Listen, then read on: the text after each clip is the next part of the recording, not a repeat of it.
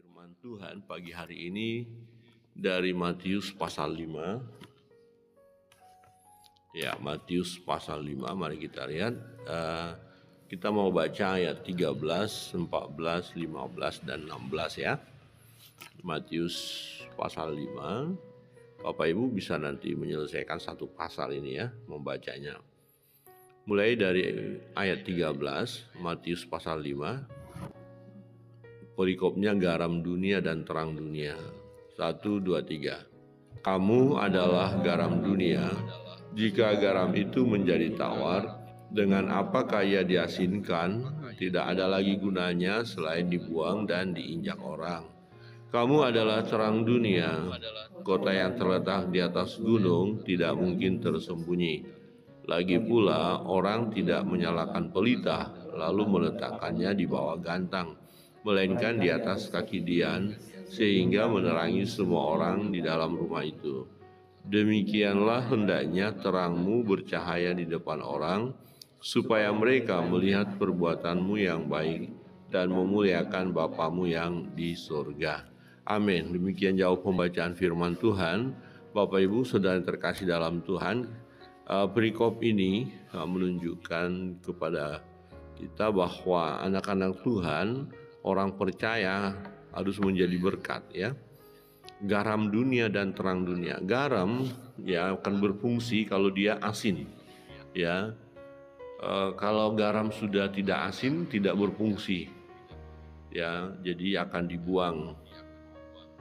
Nah, kita lihat bagaimana sih bentuk garam kok bisa tidak asin, ya bisa gitu ya. Kalau pandangan kita atau kita bayangkan dengan garam yang sekarang kan, kalau sudah tidak asin ya udah lenyap, hilang. Karena kalau pengetahuan kita garam itu bulat-bulat gitu misalnya, kemudian ditaruh ke makanan ya akan jadi makanan asin, ya kemudian garamnya sudah nggak ada ya. Nah tetapi kalau kita lihat dalam pembacaan ini bahwa garam di Timur Tengah atau pada masa Yesus itu adalah berupa batu gitu ya. Dan di dalam batu itu ada menempel kadar garamnya itu. Jadi kalau mau digunakan dicelupkan ya gitu ya.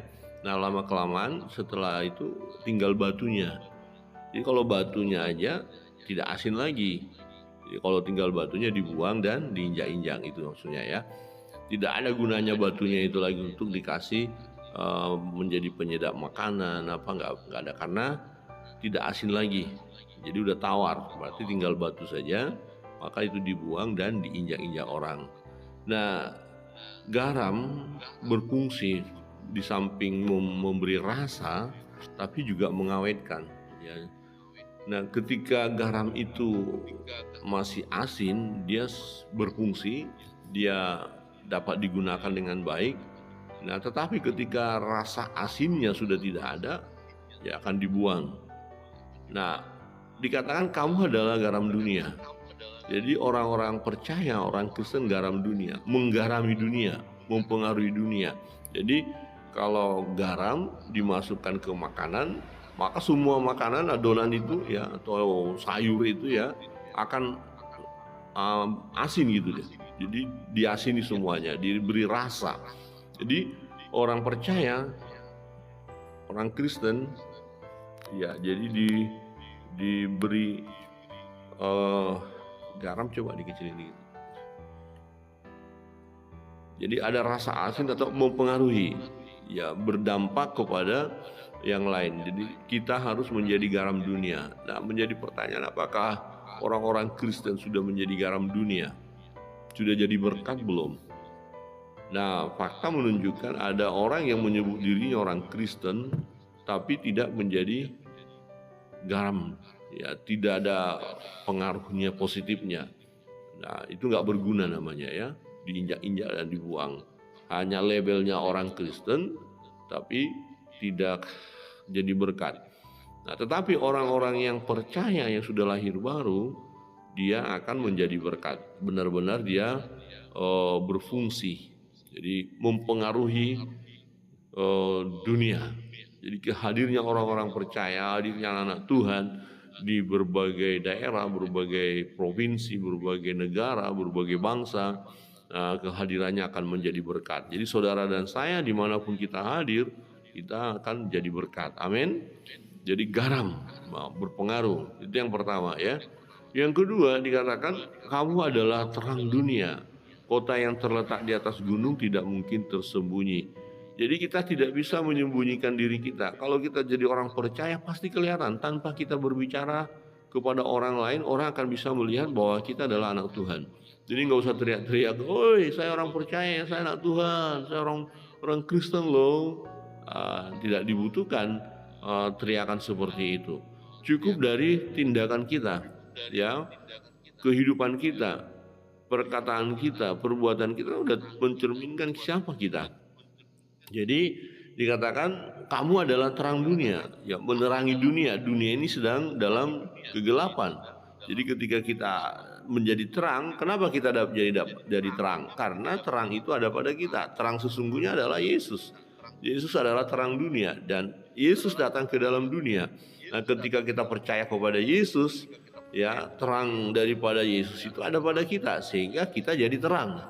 Nah, diri kita saja, diri secara pribadi nggak ada terangnya ya. Ya, kita semua manusia sudah jatuh ke dalam dosa, udah gelap. Nah, tetapi kegelapan di dalam diri kita menyingkir.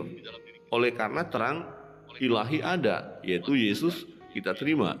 Ya, Roh Kudus ada pada kita, maka kita menjadi terang itu. Kamu adalah terang dunia. Jadi ada sinar kemuliaan Tuhan terpancar dari hidup kita.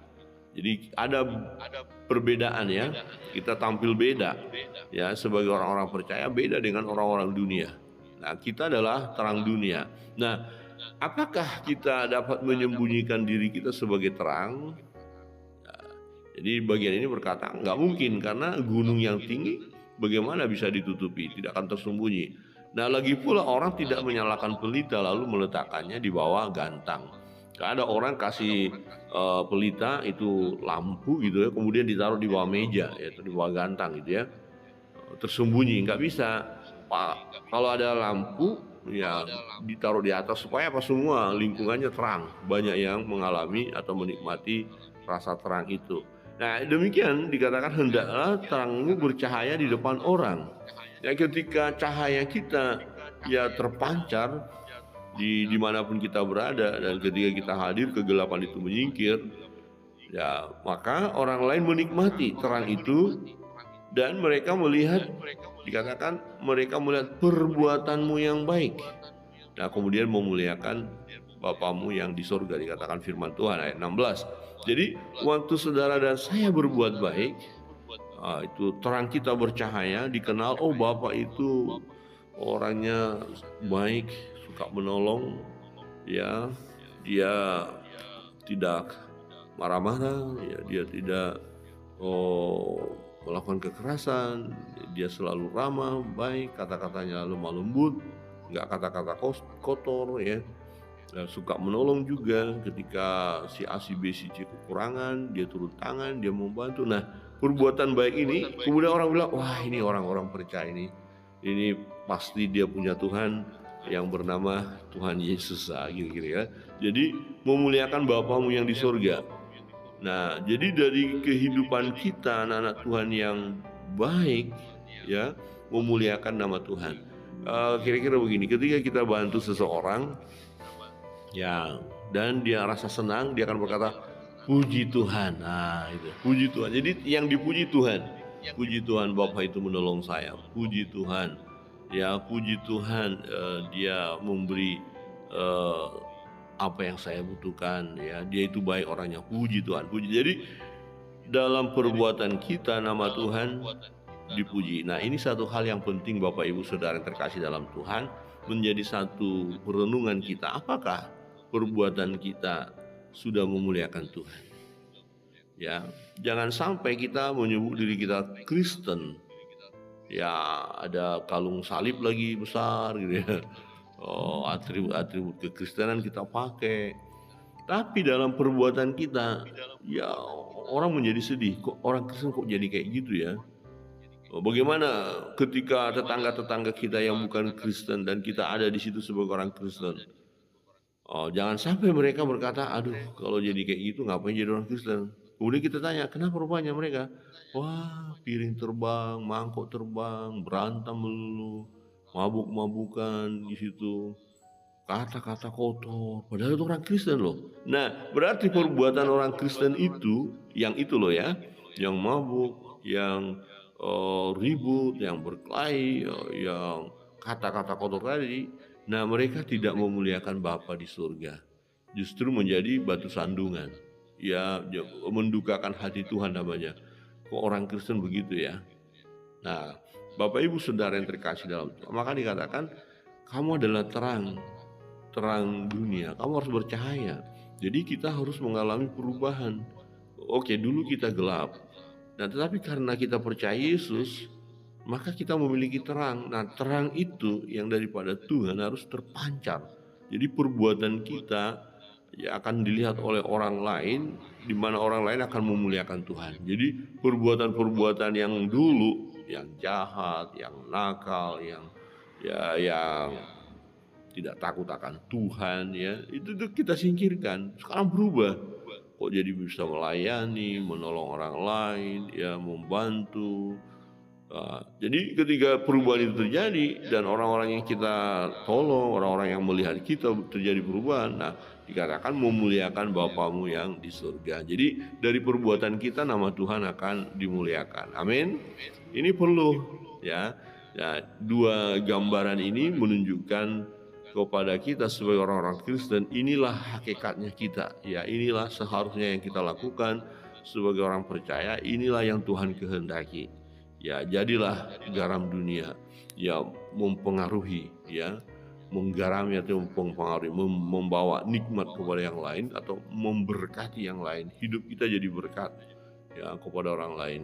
Yang kedua, kita harus jadi terang dunia. Kita buktikan terang itu bercahaya.